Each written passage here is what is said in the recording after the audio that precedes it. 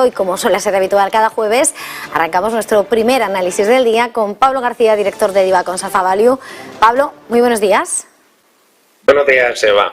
Bueno, hoy, perdona por el retraso y empezamos un poquito más tarde y quería preguntarte, de alguna manera son múltiples las referencias, también protagonistas, te preguntaré por energéticas también, pero por supuesto quería preguntarte por ese mercado americano, por esa economía estadounidense.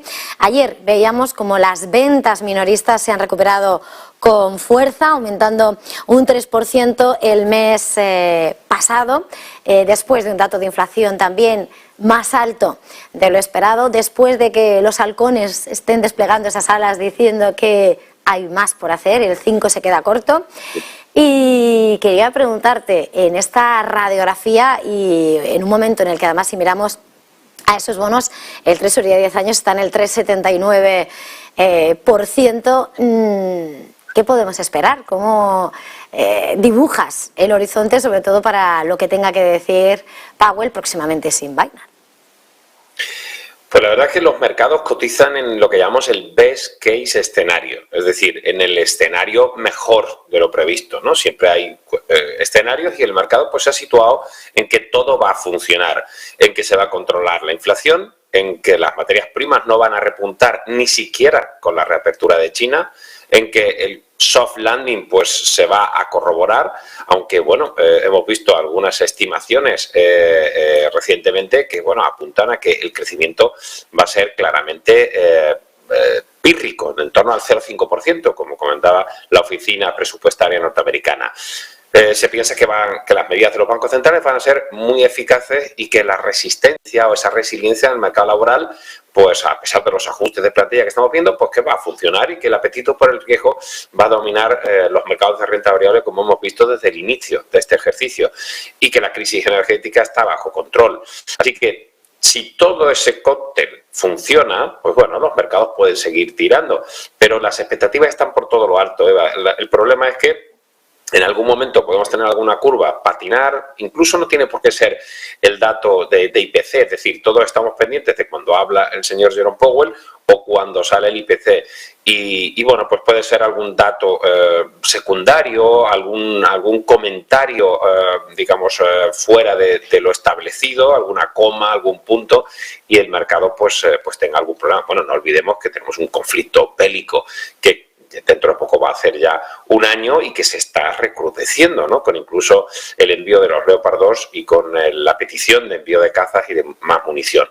El IPC incluso de enero de Estados Unidos es la primera vez en 7 meses que, aunque sigue cayendo la tasa de crecimiento del IPC, ha sido peor de lo previsto. Y el mercado, bueno, no es que no se inmutara, hubo un poquito de volatilidad, pero no fue suficiente. Pero es que en Europa, y a algunos les recuerdo que UK, que Reino Unido, sigue estando en Europa. Otra cosa es que no esté en la Unión Europea. Es que tiene una inflación de 10,1%.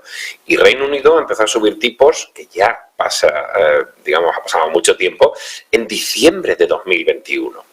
Y una inflación a doble dígito todavía.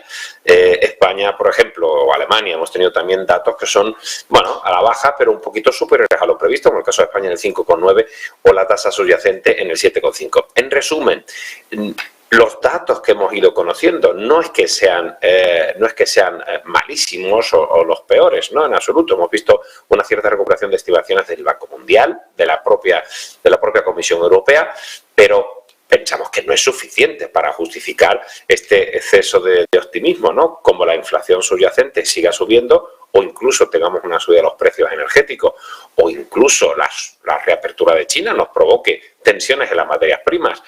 Los bonos, ya que lo has apuntado, y es una pregunta muy interesante, sí descuentan una recesión, no un soft landing.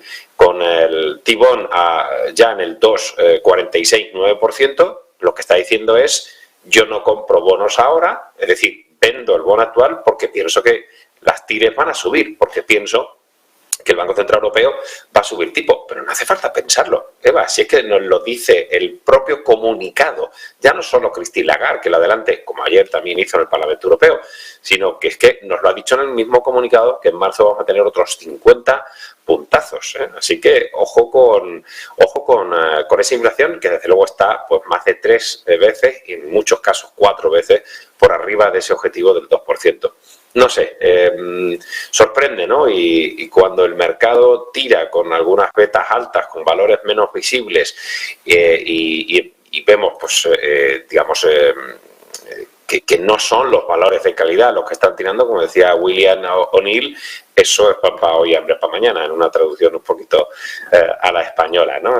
Algo complejo, algo sorprendido y sobre todo, insisto, justifico las subidas por algunos datos positivos, pero creo que el mercado se ha situado en el escenario mejor posible para cotizar, para situarse en estos niveles actuales.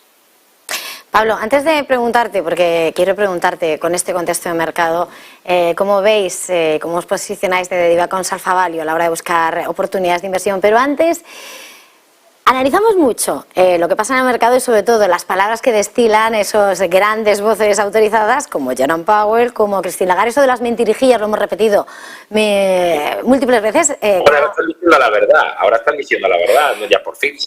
Pero alertábamos hace un año y pico ya cuando eso pasaba. Claro, pues de ahí es mi pregunta, porque resulta que ayer decías, el comunicado dice va a haber 50 puntos básicos este mes y el próximo. Ayer Lagarde lo decía al tiempo que decía que va a haber la subida de esos 50 prometidos, cumpliendo esa palabra, pero además decía que la situación económica va a ser débil y lo decía todo un día antes de que la Eurocámara tenga que votar la valoración del Banco Central Europeo en 2022. Llegados a este punto, siempre decimos, todos han empezado tarde, pero todavía el BCE más tarde que la FED. No sé si te podría preguntar cómo tenemos que ver a este punto de la película esa actuación, cómo habría que verla.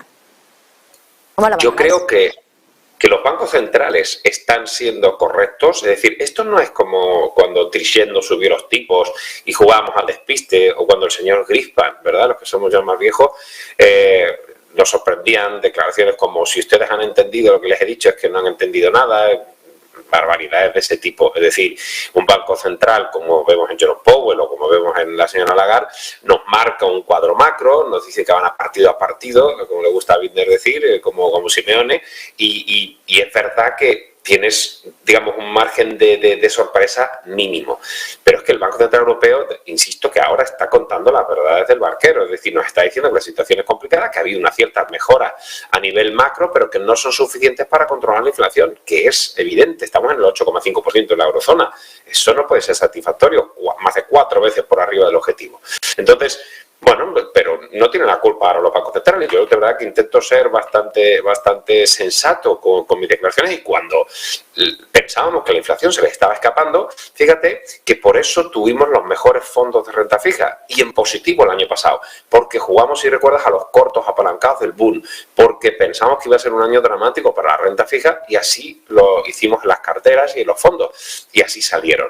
Ahora, sin embargo, la situación no es la misma. El Banco Central sí te está diciendo, oiga, la inflación está remitiendo mínimamente la general por la caída de los costes energéticos, hay una inflación de segunda ronda, pero si lo estamos viendo, si estamos viendo a las compañías que suben los salarios, ya no digo los mercadonas de 20%, índices del 20% o las pensiones al 8,5%, esa inflación de segunda ronda está generando que la subyacente vaya a mantenerse muy elevada durante mucho tiempo. Es decir, si es que no hay otra cosa que el dinero cuesta, es decir, hay que ponerle un precio a ese dinero, que son los tipos de interés, y subidas de ese precio del dinero, pues tiene que tener un impacto en la reducción del consumo como componente del PIB, y eso tendrá impacto pues, en muchas cosas, ¿no? Por supuesto, en las hipotecas ya estamos viendo cómo el Euribor se nos ha ido el diario más por arriba del 3,5%. ¿Alguien piensa que eso no va a tener un impacto en la demanda de viviendas, en la concesión de créditos, en la morosidad?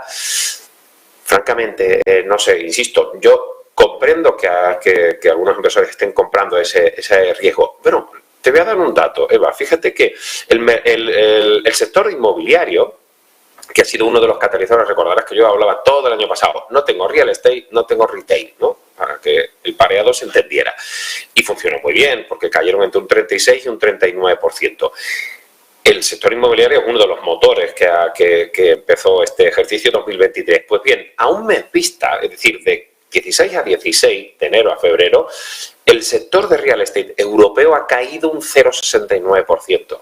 Ojito, es decir, que muchos de los sectores que lo habían hecho especialmente bien ya empiezan a tener un comportamiento algo más liviano. Es decir, que el tirón se ha producido del 12 de enero al 17 de enero. Después hemos tenido un movimiento un poco más ramplón y eso puede significar que el mercado puede empezar a agotarse, aunque visto los futuros y visto el cierre ayer europeo, la verdad es que, insisto, los mercados están descontando un escenario positivo, pero en este caso no podemos echarle las culpas, no hay mentirijillas de la señora Lagarde, porque esta vez nos está diciendo las cosas con bastante sensatez. Somos los inversores que queremos mambo, que queremos apetito por el riesgo, que estamos en risk on y bueno, pues algunos estamos algo perplejos, ¿no? Pero esta vez no es la culpa de la señora Lagarde.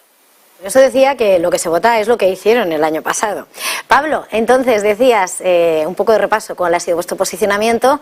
En este punto, mirando a esas oportunidades que recomendáis desde Diva Consoff Value, ¿cómo os estáis posicionando? Bueno, de momento las carteras donde no hemos acertado y creemos que conlleva un riesgo muy importante, porque lo importante no es cuánto he ganado, sino también cómo lo has hecho, qué riesgo has imputado para conseguir esa alfa. Es decir, ¿qué beta has asumido? Bien, nosotros las betas las tenemos todavía bajas. Es verdad que hemos seguido largos del sector financiero, sobre todo el sector bancario, sobre todo la banca comercial, es decir, un Santander, un BNP, los bancos españoles que son especialmente buenos, evitando Deutsche Bank, Credit Suisse o Barclays. Es cierto que hemos empezado a tomar posiciones en sectores industriales, aeronáuticos tipo Airbus, que ha dado unos pedidos extraordinarios en India y que así también pues jugamos poco de segunda línea, de sucedáneo, a las mejoras en el sector turístico. TUI, que también el operador turístico, el número uno, alemán, británico, que lo está haciendo especialmente bien. Ya hemos visto también Airbnb, como estamos viendo que hay algo más de visibilidad, con unas reservas para primavera-verano extraordinarias, con lo cual empezamos a tomar ahí posiciones. Y el sector lujo, que sí es cierto que a través de Louis Vuitton lo hemos jugado. Donde todavía somos reacios, insisto, es en el sector inmobiliario. Algunas compañías, algo digamos más de segundo orden como Segros han quedado un poquito retrasadas, pero todavía nos cuesta tomar inmobiliarias y nos cuesta tomar retail. Yo sé que Inditex, que lo tenemos en cartera modelo, pero no estamos posicionados o sobreponderados en esos sectores. Así que bancos, un poco también de materias primas, aunque empiezan a doblarse,